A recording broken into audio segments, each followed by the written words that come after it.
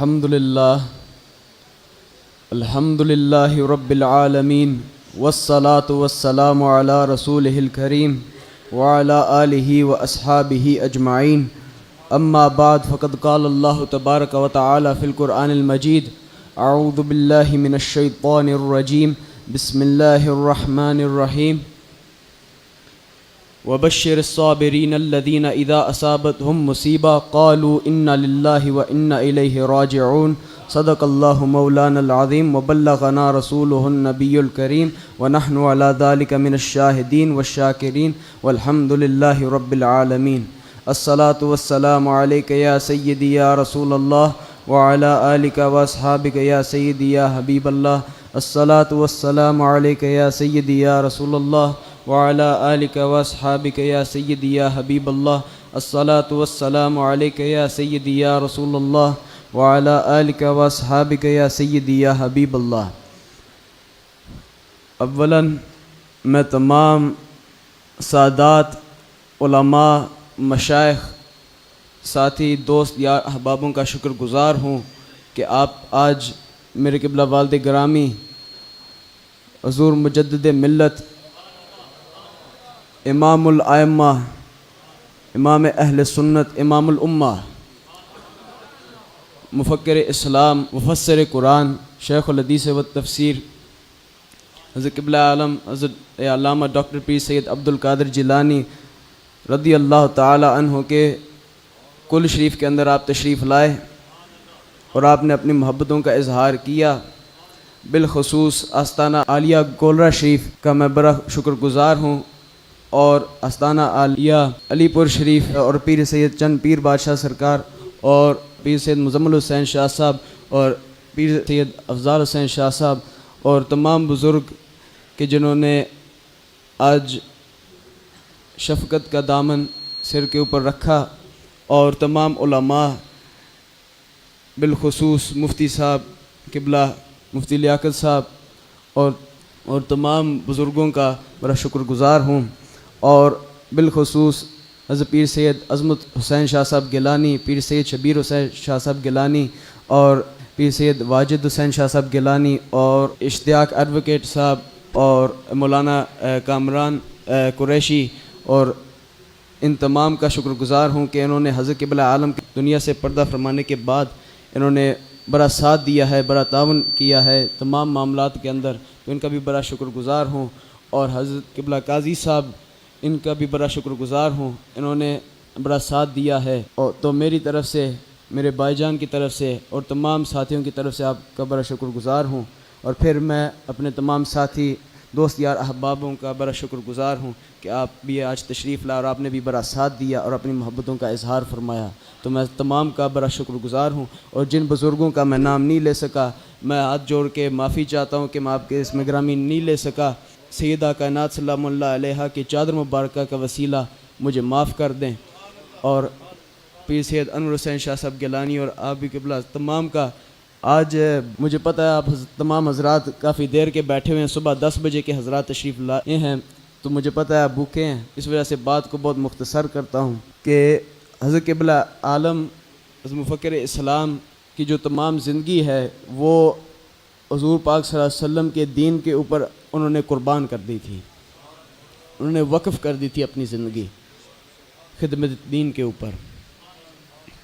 تو ابھی میرے بھائی جان نے بات کی کہ کل نفس ذائقۃ الموت، اس کے بارے میں انہوں نے بات کی، تو میرے ذہن کے اندر ایک بات آئی کہ ہر نفس نے، یہ کل نفس جو ہے نا، یہ اس قضیہ محصورہ کا سور ہے، اس کا مطلب ہے ہر ایک جو ہے، ہر ایک جو نفس ہے وہ موت کو چکھے گی، لیکن موت کے کئی معنی ہیں، لیکن جو اہل اللہ کے نزدیک جو موت کے معنی ہیں وہ یہ ہیں کہ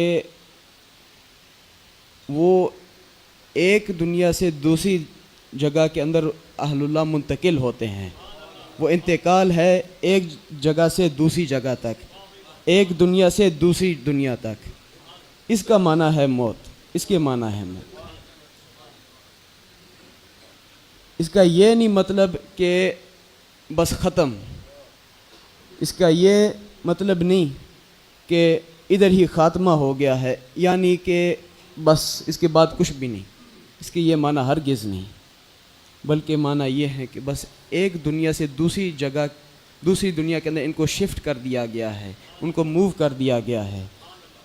تو اب میں ایک بات آپ کے ساتھ کرنا چاہ رہا تھا کہ آج کچھ اور عرض کرنا تھا، لیکن تقریر کا موقع یہ نہیں ہے. بس چند حضرت صاحب کی باتیں آپ کو عرض کرتا ہوں کہ حضرت صاحب فرمایا کرتے تھے کہ جو اہل اللہ کی جو موت ہے نا وہ ایسی ہے کہ حضرت بلال کے بارے میں حضرت صاحب فرمایا کرتے تھے کہ وہ ڈیتھ بیڈ کے اوپر لیٹے ہوئے سارے کہنے لگے کہ جی ہائے بلال جا رہے ہیں جی، ہائے ہائے افسوس، سارے افسوس کر رہے. انہوں نے کہا کہ جی یار کیا بات کر رہے ہو، یہ افسوس کا موقع ہے. انہوں نے کہا کہ جی آپ کیا بات کر رہے ہیں، افسوس کا موقع نہیں تو پھر کس چیز کا موقع ہے. انہوں نے کہا کہ مجھے مبارک دو. ساتھی دیکھنے لگے کہ جی یہ کیا بات کر رہے ہیں آپ، یہ کیا بات ہے.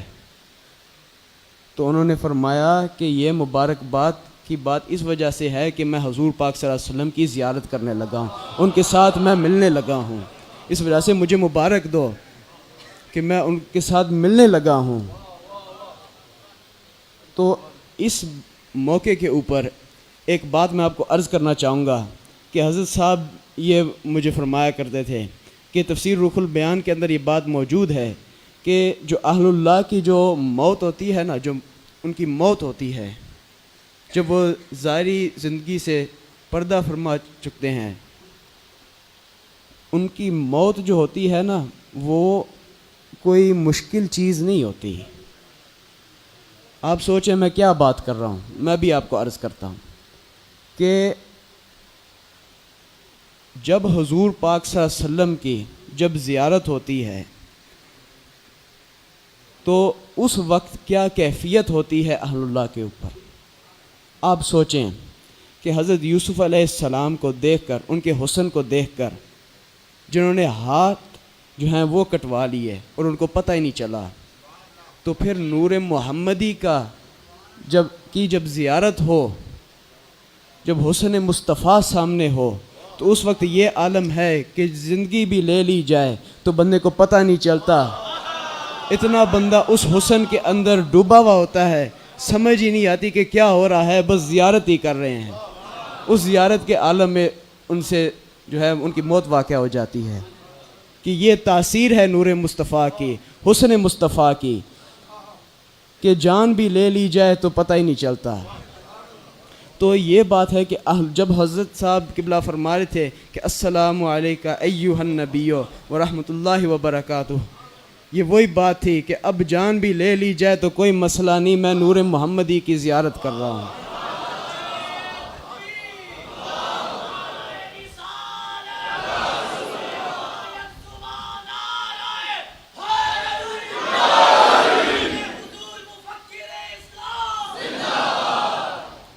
تو یہ بات ہے کہ حضرت صاحب قبلہ کی جو موت ہے ان کے لیے جو تھی نا، یہ ایک بہت بڑی چیز تھی کہ ان کی آپس میں حضور پاک صلی اللہ علیہ وسلم کے ساتھ دوبارہ ملاقات ہونے لگی، ان کے ساتھ ملاقات ہونے لگی تھی. تو ہمارے لیے یہ بہت مشکل چیز ہے. لیکن میں نے یہ بات ساتھیوں کو کی انگلینڈ کے اندر کہ حضور غوث پاک نے اپنے پہلے خطبے کے اندر فرمایا کہ 3 ایسی چیزیں ہیں مومن کے اندر جس میں کوئی شک نہیں کہ مومن کے اندر ہیں. وہ کیا ہیں؟ کہ جن کاموں کا بتلایا گیا ہے یہ کرو وہ کرتے ہیں، جن کاموں سے کہا گیا کہ ان سے دور رہو ان سے دور رہتے ہیں، اور تیسری بات رب تعالیٰ کی قدر کے ساتھ راضی رہنا. اب ہم خوش تو نہیں ہو سکتے، یہ بہت مشکل چیز ہے، لیکن جو ہے نا ایکسیپٹنس رب تعالیٰ کی قدر کی وہ ہمیں کرنی پڑے گی، اور ہر چیز کو صبر کے ساتھ لینا پڑے گا، صبر کے ساتھ چلنا ہوگا، چونکہ یہ ہمارے لیے بہت ہی بڑی مصیبت ہے. تو میں نے ابھی آپ کے سامنے آیا مبارکہ پڑھی کہ وبشر الصابرین الذین اذا اصابتهم مصیبہ قالوا انا للہ وانا الیہ راجعون، کہ ان کو خوشخبری دو، ان کو بشارت دو ان صبر والے لوگوں کو کہ جب ان کے اوپر مصیبت آئے تو وہ کہیں انا للہ و انا الیہ راجعون. تو ہم بھی انا للہ و انا الیہ راجعون ہی کہہ رہے ہیں، اور ہر کام کو انشاءاللہ صبر کے ساتھ رہیں گے انشاءاللہ. اللہ توفیق عطا فرمائے، اللہ ہم ساروں کو صبر عطا فرمائے. کہ رب تعالیٰ قرآن میں فرماتا ہے کہ یا ایھا الذین آمنوا استعینوا بالصبر والصلاۃ، کہ اے ایمان والے لوگوں، مطلب یہ بے ایمانوں والا کام نہیں. جو ایمان والے ہیں ان کا ایمان بڑا پختہ ہوتا ہے، تو مدد جب مانگنی ہونا کہ اب اتنی مشکل میں ہیں تو کیسے باہر نکلیں، کہا اے ایمان والو جو یقین والے ہیں اپنے رب کے اوپر، کیا کرو، مدد مانگو صبر کے ساتھ اور نماز کے ساتھ. یعنی اپنی جو پابندیاں ہیں ان کے اوپر پورا اترو اور صبر کے ساتھ کام کرو. پہلے صبر، بعد میں کہا کہ صلاۃ کے ساتھ، یعنی صبر رکھ کے اپنی جو پابندیاں ہیں ان کو پورا کرو، نماز اپنی پڑھو، جو پابندیاں ہیں ان کے اوپر پورا اترو. اور بس یہ بات رب تعالیٰ کی جو قدر ہے نا اس کو ایکسیپٹ کرنا پڑے گا. اور پھر رب تعالیٰ فرماتا ہے کہ ان اللہ مع الصابرین، کہ رب تعالیٰ تمام صبر کرنے والوں کے ساتھ ہے. مطلب صبر رکھیں گے نا تو انشاءاللہ رب تعالیٰ ہمارے ساتھ ہے. اور میں یہ بات جمعے کے اوپر ساتھیوں کو میں نے بات بتلائی کہ جو اہل اللہ جو ہوتے ہیں نا، اگر وہ ظاہر میں ہم دیکھ نہ سکیں ظاہر میں، لیکن باطن میں ضرور ساتھ ہوتے ہیں. ایک اس کے اوپر حضرت صاحب کا ایک بہت مزے کا تبصرہ میں نے ساتھیوں کو بتلایا جمعے کے اوپر، اور میں آپ کو بھی عرض کرنا چاہ رہا ہوں کہ حضرت صاحب قبلہ فرمایا کرتے تھے کہ ایک ہے حکمی طور پر ایک ہے حقیقت میں زندہ ہونا، حقیقتاً زندہ ہونا، اور ایک ہے حکماً زندہ ہونا. تو اب جو رب تعالیٰ نے قرآن میں فرمایا کہ وَلَا تَقُولُوا لِمَن يُقْتَلُ فِي سَبِيلِ اللَّهِ اموات بل احیاء ولکن لا تشعرون، کہ ان کو کہنا بھی نہیں، اور دوسرے مقام پر فرمایا سوچنا بھی نہیں کہ وہ مردہ ہیں، بلکہ وہ زندہ ہیں. اور وہ کون ہے؟ وہ شہداء، کہ جو رب تعالیٰ کی بارگاہ میں شہید ہو جائیں، دین کے لیے شہید ہو جائیں، فی سبیل اللہ شہید ہو جائیں. ان کو مردہ نہیں کہنا بلکہ وہ زندہ ہیں، بس تمہیں شعور نہیں. دوسرے مقام پر فرمایا تم یہ سوچنا بھی نہیں، مطلب یہ نہ سوچو کہ کہنا، چونکہ کہنا کچھ اور چیز ہے، سوچنا کچھ اور چیز ہے. مثلاً اب ہم کہتے ہیں کہ حضور پاک صلی اللہ علیہ وسلم نور ہیں، یہ کہتے ہیں کہ تم بشر ہونے کا انکار کرتے ہو. ہم کہتے ہیں کہ ایک ہے کہنا، ایک ہے سوچنا سمجھنا، اس کے اوپر ایمان رکھنا، اور دوسری چیز ہے اس کو بیان کرنا. ہم حضور پاک صلی اللہ علیہ وسلم کو بشر مانتے ہیں، بس بیان نہیں کرتے. وجہ کیا؟ حضرت صاحب کی اس کے اوپر بھی بڑے مزے کا تبصرہ. حضرت صاحب فرماتے ہیں کہ جس نے بشر، حضور پاک صلی اللہ علیہ وسلم جس نے نبی کو بشر کہا، وہ 3 لوگ ہیں. وہ کون ہیں؟ ایک ہے سمجھنا، ہم مانتے ہیں لیکن کہنا کچھ اور ہے، چونکہ کہا کس نے ہے؟ پہلا خدا، لیکن آپ تو کوئی خدا تو نہیں ہے سوائے رب تعالیٰ کی ذات کے، کوئی بندہ تو خدا تو نہیں ہے. پھر دوسرا نبی خود کہے کہ میں نبی ہوں، اب میں بشر ہوں، تو خود نبی نہیں. تیسرا رہ گیا شیطان. اب اگر تو اپنے خود کو شیطان سمجھتا ہے تو جاری رکھ اپنا کام، لیکن ہم الحمدللہ اپنے خود کو مسلمان سمجھتے ہیں. تو ایک ہے کہنے کی تو آخری صورت شیطان ہی بچتی ہے، تو شیطان اپنے خود کو بنانا چاہے تو بنائے رکھ، لیکن ہم سمجھتے ہیں بس بیان نہیں کرتے، ہم نور مانتے ہیں. تو یہ بات ہے کہ ایک ہے کہنا، ایک ہے سمجھنا ماننا، اور ایک ہے اس کو کہنا. لیکن جو شہداء ہیں ان کو نہ کہنا ہے کہ مردہ ہے، نہ ان کو سمجھنا ہے، یعنی وہ زندہ ہیں. لیکن یہ جو ہے کہ بلکہ وہ زندہ ہیں، اس کے کیا معنی ہیں؟ چونکہ زندہ ایک ہے، میں نے ابھی آپ کو بتلایا حقیقتاً اور حکماً زندہ ہونا، یہ 2 مختلف چیزیں ہیں. چونکہ شہداء جو ہیں وہ حقیقتاً زندہ ہیں لیکن حکماً وہ مردہ ہیں. دلیل کیا ہے؟ چونکہ جو ان کی ازواج ہوتی ہیں وہ عدت گزار کے اگلا نکاح کر سکتی ہیں، لیکن حضور پاک صلی اللہ علیہ وسلم کی ذات مبارک ایسی ہے کہ وہ دنیا پردہ فرمانے کے بعد بھی وہ حقیقتاً بھی زندہ ہیں، حکماً بھی زندہ ہیں. اس کے اوپر دلیل کیا ہے؟ دلیل کیا ہے؟ دلیل یہ ہے کہ حضور پاک صلی اللہ علیہ وسلم کی جو ازواج مطہرات ہیں وہ حضور پاک صلی اللہ علیہ وسلم کے نکاح کے اندر ہی رہیں اور وہ اگلا نکاح تو نہیں کر سکتی. اس وجہ سے حضور پاک صلی اللہ علیہ وسلم حقیقتاً بھی زندہ ہیں، حکماً بھی زندہ ہیں. تو پھر میں نے یہ بات کی کہ یہ تو حضور پاک صلی اللہ علیہ وسلم کی بات، یہ حضرت قبلہ عالم حضرت مفکر اسلام یہ بات کیا کرتے تھے اس مقام کے اوپر، یہ بیضاوی شریف پڑھاتے وقت بھی یہ بات بیان کیا کرتے تھے. پھر دوسری بات کہ شہداء بھی سمجھ آ گئے، لیکن پھر یہ کیا وجہ ہے کہ ہم کہتے ہیں کہ اہل اللہ بھی زندہ ہیں؟ اس کے اوپر ہماری کیا دلیل ہے کہ نبی کی بات سمجھ آ گئی، شہداء کے بارے میں بات سمجھ آ گئی، تو پھر اہل اللہ کے بارے میں کیا بات ہے؟ تو عرض خدمت یہ ہے کہ حدیث مبارکہ ہے کہ من مات علی حب آل محمد مات شہیدہ، کہ جو آل محمد کے محبت کی حالت میں مرا وہ شہید اس طرح مرا ہے، شہید کی حالت میں، شہید کی حالت میں وہ مرا ہے. تو اب یہ جو شہید ہے یہ حال واقع ہوا ہے نا، تو اب حال کے بھی جو ہے یا وہ اب حال کے بھی کئی قسمیں ہوتی ہیں. اب حال ایک ہوتا ہے کہ جو دائمہ ہوتا ہے، کہ جو قائم رہتا ہے، امکان ممکن ہے یا نہیں، اس کے طریقے کیا ہیں؟ تو طریقہ یہ ہے کہ اس کا عامل حال دیکھیں، اس وقت تک جو حال ہے وہ اپنے ذل حال کے ساتھ قائم رہتا ہے. تو اب جس کا عامل حال کیا ہے؟ مر جانا.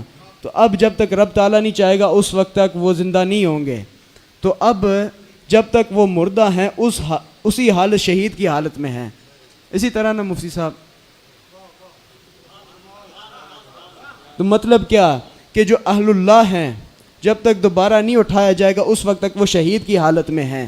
تو اب اس کے کیا معنی ہیں کہ شہید ابھی بات کی کہ وہ تو زندہ ہیں، تو اب اگر جو محبت آل بیت، اب یہ ادھر بات آپ نے غور سے سننی ہے، چونکہ میں نے محبت آل بیت کی بات کی، بات اہل اللہ کی ہے. تو کوئی کہہ سکتا ہے کہ جی اس کے آپس میں تطبیق کیا ہے؟ میں نے کہا تطبیق یہ ہے کہ کوئی ولی محبت آل بیت کے بغیر ولی بن ہی نہیں سکتا ہے.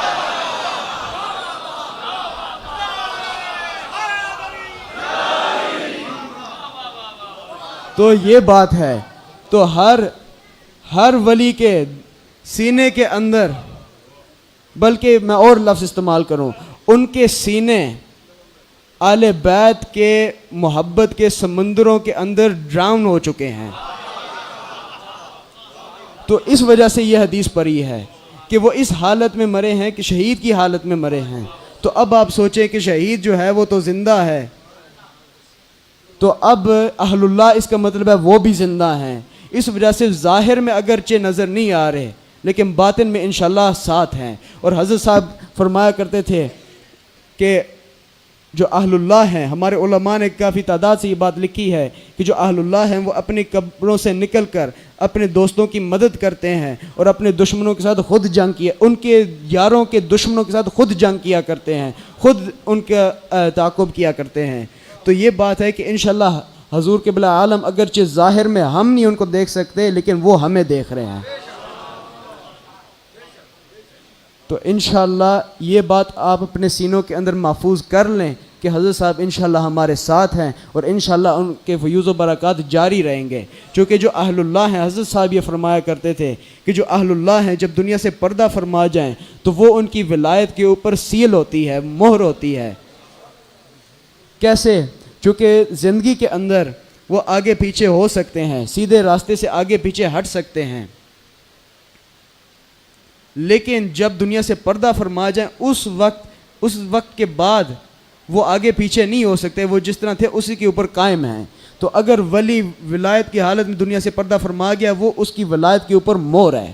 تو حضرت صاحب قبلہ کے بارے میں دنیا پردہ فرمانے کے بعد انہوں نے تو باتیں بتلائی ہیں آپ کو کہ کس حالت میں، کس عالم میں حضرت قبلہ عالم نے دنیا سے پردہ فرمایا. تو اب اگر یہ عالم ہے تو سمجھیں کہ یہ ان کی ولایت کی مہر ہے، اور یہ اب قیامت تک ان کی ولایت جو ہے نا انشاءاللہ ایک نمونہ رہے گی.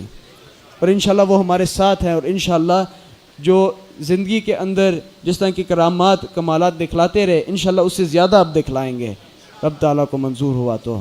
تو آخر میں یہ بات میں کہنا چاہوں گا کہ دوبارہ کہ میں تمام ساتھیوں کا، تمام سادات علماء مشائخ کا شکر گزار کہ آپ نے اپنی محبتوں کا اظہار کیا، تمام ساتھیوں کا بھی بہت شکر گزار ہوں کہ آپ نے جس طرح اپنی محبتوں شفقتوں کا اظہار کیا، اور آخر میں بہت بہت شکریہ تمام کا، بڑی نوازش، جزاک اللہ وما علینا البلاغ۔